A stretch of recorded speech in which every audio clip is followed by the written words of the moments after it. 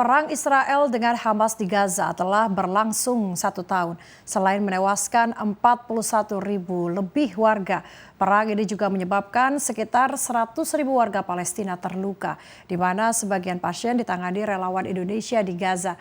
Dan untuk mengetahui lebih jauh mengenai penanganan pasien akibat serangan Israel, kita sudah terhubung dengan Ketua Presidium Mercy, Dr. Hadiki Habib, melalui sambungan Zoom. Assalamualaikum, selamat pagi. Waalaikumsalam warahmatullahi wabarakatuh. Selamat pagi. Selamat pagi Pak Hadiki. Pak, selama 1 tahun serangan Israel ke Gaza Palestina, bagaimana Mercy menilai perubahan situasi di Gaza setelah 1 tahun serangan Israel? Sebenarnya tidak perlu menunggu setahun melihat perubahannya ya. Sejak 3 bulan setelah 7 Oktober tahun lalu itu sebenarnya situasinya sampai sekarang itu sudah sama gitu, sama-sama krisis kesehatan yang sangat memprihatinkan gitu. Kalau dari sudut pandang kesehatan, ya.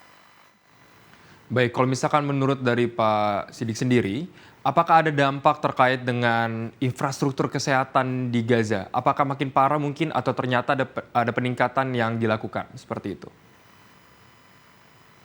Sebenarnya sampai sekarang situasinya akan terus menurun ya.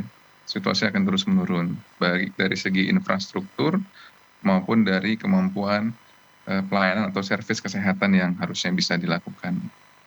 Kenapa menurun? Karena memang supply itu sangat terbatas gitu, dan sering berjalan waktu tentu cadangan yang ada di dalam wilayah Gaza Palestina itu pasti akan berkurang terus.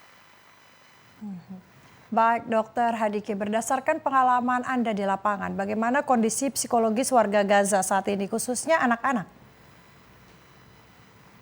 Ya, secara manusiawi orang-orang yang memang mendapatkan tekanan atau teror terus-menerus tentu kita bisa memahami ya bagaimana rasa ketakutan, kehilangan, kemudian kemarahan, kekecewaan itu bercampur menjadi satu, itu pasti ada muncul ya kalau kita gali ke masyarakat yang di sana. Dan juga ini info dari teman-teman relawan yang memang turun ke lapangan. Tapi sekali lagi kita juga mendapatkan kesan bahwa persistensi masyarakat ini sangat tinggi ya untuk berada di tanah airnya gitu. Untuk anak-anak sendiri saya pikir kita juga bisa memahami bagaimana ketakutan dan kebingungan mereka gitu ya, berada di dunia yang dia lihat sehari-hari itu memang hanya kehancuran saja gitu. Nah, tapi karena ini anak-anak, mereka juga punya resiliensi sendiri ya. Apabila memang bisa dilakukan pendampingan sejak dini. Baik, Dr. Hadiki. Mungkin. Di beberapa bulan yang lalu, ini pasukan dari Mercy ini sempat tidak bisa untuk keluar dari jalur Gaza dikarenakan adanya penyumbatan atau mungkin tidak boleh pada waktu itu karena kan Israel sedang menyerang di bagian wilayah selatan Palestina dan tidak sempat adanya pertukaran tenaga kesehatan yang ada di sana. Apakah berpotensi akan terjadi hal seperti itu lagi, terutama jika dilihat dari sudut pandang dari tim Mercy itu sendiri? Ya, baik. Terima kasih. Pertama, kita tentu bukan pasukan ya, kita tim medis, namanya Emergency Medical Team. Kedua, dari 5 kali pengiriman tim ke dalam Gaza, situasi yang tadi disampaikan itu selalu ada gitu. Ketika kita mau keluar, tapi ternyata jadwal keluarnya misalnya ditunda gitu ya. Nah, karena ada security issue, atau sebaliknya ketika kita sudah mau masuk, sudah terjadwal, itu jadwal masuknya misalnya dimundurkan karena ada security issue. Itu adalah situasi yang memang kita jumpai terus-menerus, baik saat masuk dan keluar dari Gaza gitu. Sehingga memang penjelasan ke teman-teman di awal itu memang kita sampaikan, ketidakpastian di waktu itu memang selalu ada. Baik, Dokter Hadiki, selain keterbatasan tadi yang Anda sebutkan, apalagi tantangan terbesar yang Anda hadapi selama menjadi relawan di Gaza, Dokter? Ya, pertama, saya sebagai Ketua Presidium Mercy tentu mengumpulkan informasi ya dari rekan-rekan kita yang memang sudah bergantian untuk turun ke dalam jalur Gaza. tantangan yang kita hadapi selain memang ketidakpastian jadwal masuk dan keluar itu untuk personil, juga terutama dari keterbatasan fasilitas kesehatannya gitu ya. Sehingga kemampuan kita untuk memberikan pelayanan yang appropriate gitu kepada masyarakat yang membutuhkan itu eh, memiliki keterbatasan ya, yang harusnya bisa 100% tapi mungkin hanya mampu 50% karena ketiadaan dari sumber daya kesehatan yang ada di sana. Nomor dua, problem lain yang memang kita hadapi adalah logistik ya.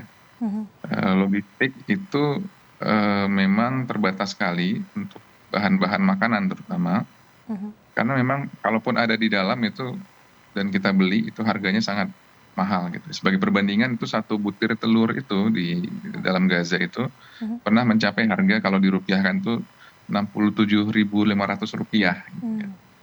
Itu menjadi apa namanya tantangan kita tersendiri.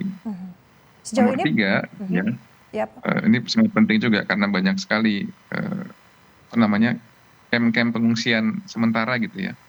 Jadi faktor kebersihan ya, sanitasi di daerah tersebut juga semakin terganggu. Sumber air bersih dan penyaluran air kotoran juga semakin lama semakin terganggu. Demikian. Sejauh ini keterlibatan dari komunitas internasional seperti apa, Pak?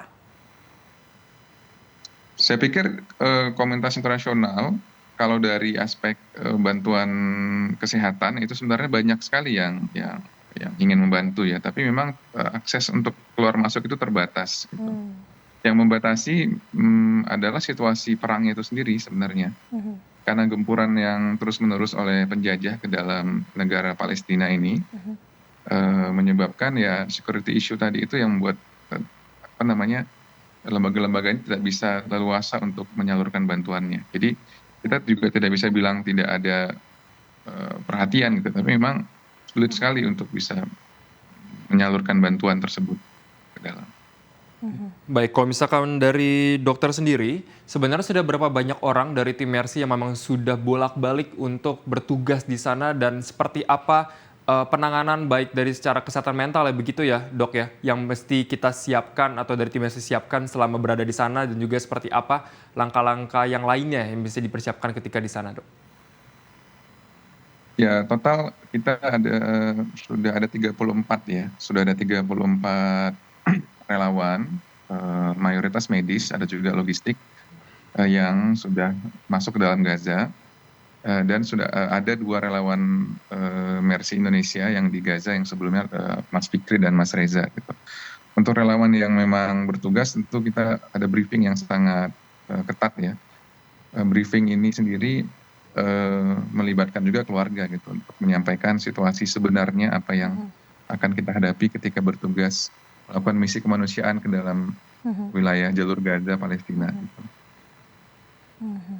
Baik. Satu lagi yang sekarang kita tekankan ada screening kesehatan. Oke, baik, terima kasih atas jawabannya. Untuk pertanyaan terakhir, dok, dari perspektif kesehatan, kira-kira apa yang menjadi prioritas utama Mercy dalam bantu Gaza ke depannya, mengingat tantangan ini akan semakin berkembang di kemudian hari, dok?